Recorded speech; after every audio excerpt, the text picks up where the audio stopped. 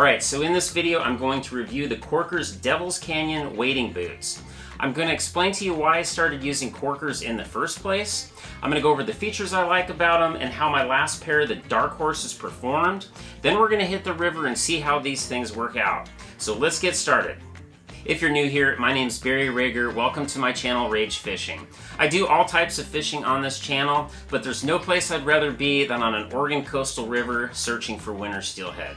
I have a drift boat, but 99% of the time you're going to find me in wading equipment, sneaking along coastal riverbanks. So I bought my first pair of Korkers in 2022. They're still going strong, but I decided to buy a second pair because we're getting ready for the 5th annual Steelhead Road Trip.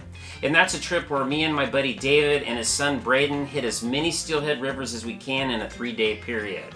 Last year we found that a leaky pair of waders cost us part of a day, so this year I'll be packing 2 pairs of waders and 2 pairs of wading boots along with several steelhead rods. There's an old saying that 2 is 1 and 1 is none, so this year we're going to be prepared. So when I bought my first pair of Korkers, I chose the Dark Horse model because they're supposed to be a little bit heavier duty and provide just a little bit more support.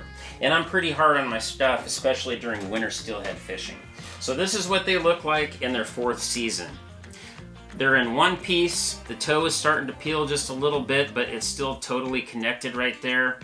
My felt with studs is getting worn down pretty good, but they still work just fine. But the nice thing about Korkers, and that's kind of their claim to fame, is they're completely replaceable. So the reason I decided to go with the Devil's Canyon is they're more of a hiking boot. They're a little bit lighter weight because the Dark Horse can feel a little bit clunky because of all of the support on the bottom. So I decided to give these ones a try. I chose the Klingon sole, which is just like a rubber sole, with the second set being the Klingon with studs. Because it didn't really matter to me too much, because you could either do that configuration or you could do Klingon, the rubber sole, with just straight felt. Unfortunately, they don't have an option to have the felt with studs, so I had to buy these separately. So this is the one that you would want, like if you're in a boat or in your buddy's drift boat. You certainly don't want to get into somebody's boat with studs. Alright, so now let's go over the features starting with the removable soles. The removable sole system is called the Omnitrax system, and there's several different configurations that you can buy. And the great thing again is that they're completely replaceable. So let me show you how those things are installed. You can see on the back of the boot there's a tab that kind of sticks up that has a hook on it. The back of the soles has a hole, and these are rubber, so that stretches over that. But I'm going to go right from the beginning here. You can see the front of these removable soles kind of have like a serration on them. And that serration goes down into the toe portion. You just want to make sure that that's completely inside that toe portion. And then these tabs, you just want to make sure that you can push those. You can either step into them or you can just push them. But just make sure each one of those 6 tabs is completely snapped in. So just like so. Then you just want to make sure that you pull that rubber tab over it and it's completely in place. So the one complaint that I've heard from people about the Korkers is that they lose their soles either in sand or in mud. Well, I've only had them pop off one time, and it was only on one boot when I was in like suctioning mud. Every fisherman or duck hunter has experienced that, where you're walking and it's actually making like a sucking noise as you're walking through that mud. And what I felt is I felt my sole being drugged behind me, and I'll kind of show you what that looks like. Fortunately, this tab on the back held them in place, but I was basically walking like this. Only happened once, and I realized it fairly quickly. This kind of saved me. I always carry a second pair, at least the rubber soles, in my truck just in case I do lose one. But after 4 seasons of using my Darkhorses, I've only had that happen once, and I caught it before I actually lost the sole. So the next feature I really like about the Korkers Devil's Canyon and the Dark Horse model is the Boa Lacing system. And what that is it's a series of wire that goes down through the laces and up to this dial right here. So to take your foot out, you would just simply pull on the dial right here, and that loosens the wire, and you just can pull your foot right out. To tighten it, you put your foot in, you push that dial down, and you simply rotate it clockwise until it's snug. It's very fast, it's efficient, and you don't have laces that either can break or they're dangling around down in the dirt and mud. So now I'm going to swap out the soles that came on the boots, the cling-on sole, for my felt with studs, which is what I prefer for winter steelhead fishes. The soles come in particular sizes. These are size 12s. I normally wear an 11.5 to a size 12 boot, but the size 12s always seem to fit me just fine. So again, this tab in the back, start there, pull up,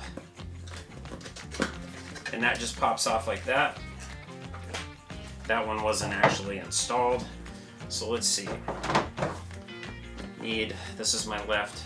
So again, the serrated portion goes up inside, and just make sure that each one of those tabs clicks in.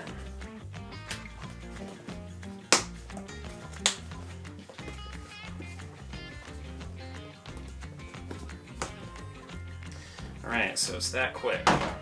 Alright, so they're ready to go. So now let's head down to the river and give these things a try. Alright, so we made it to the river, so let's get these things on. So again, pull this out, flip the tongue, put your foot in there, just push this dial in and roll it clockwise. Sometimes I'll just kind of pull the wires and just tighten it up until it's snug. Just like so. Just put my gravel guards down. These are Sims Freestones. So I've only been wearing these boots for a few minutes, just walking around my truck, and I can already tell that they're a little lighter weight than the Darkhorses and a little less bulky. The gravel guards fit over them just a little better too. But let's get down to the river.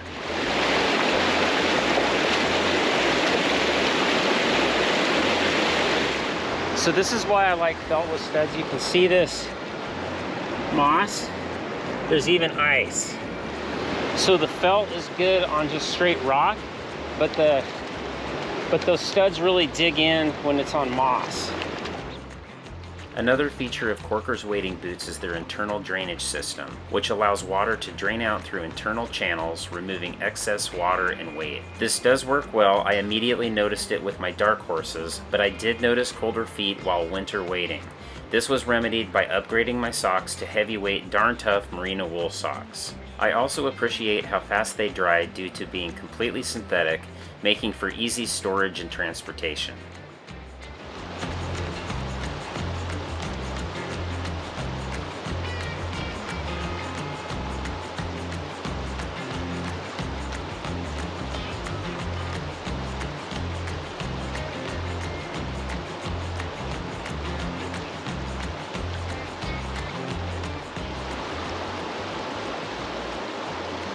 Nice trout.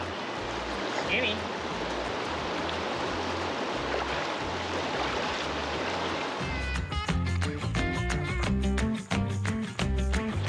Alright, so the boot testing has been better than the fishing today.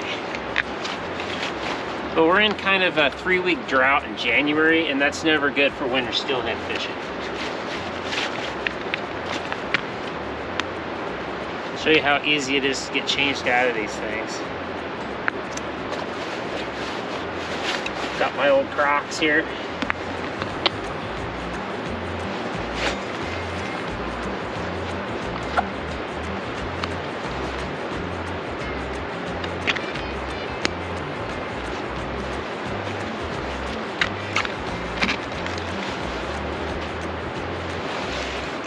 That's it.